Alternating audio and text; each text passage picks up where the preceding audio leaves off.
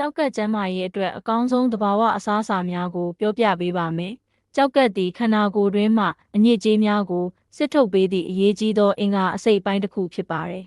။ကြောက်ကက်ကျန်းမာရေးကိုအထောက်အကူပြုသောသဘာဝအစားအစာများကိုမှန်ကန်စွာရွေးချယ်စားသုံးခြင်းဖြင့်ကြောက်ကက်၏လုပ်ငန်းဆောင်တာများကိုပိုမိုကောင်းမွန်စေပြီးရေရှည်ကျန်းမာရေးကိုထိန်းသိမ်းနိုင်မည်ဖြစ်ပါတယ်။ကြောက်ကက်ကျန်းမာရေးအတွက်စားသုံးသင့်သောအစားအစာများမှာပိုတက်ဆီယမ်phosphorus နှင့်ဆိုဒီယမ်ဓာတ်နည်းပါးပြီးဗီတာမင်နှင့်အမြင်ဓာတ်ကြွယ်ဝသောအစားအစာများဖြစ်ကြပါသည်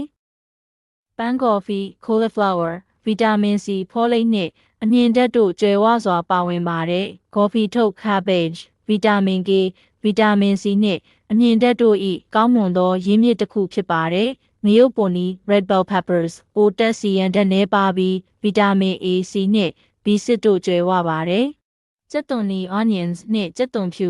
garlic ရောင်ရမ်းမှုကိုလျှော့ချပေးပြီးစားထိုးဟင်းခတ်အမွှေးကြိုင်အဖြစ်အသုံးပြုနိုင်ပါတယ်။ကညွတ် asparagus ဗီတာမင်နှင့်သတ္တုဓာတ်များစွာပါဝင်ပါတယ်။ပဲတောင်ရှည် green beans ပိုတက်ဆီယမ်ဓာတ်နည်းပါးသောဟင်းသီးဟင်းရွက်တစ်မျိုးဖြစ်ပါတယ်။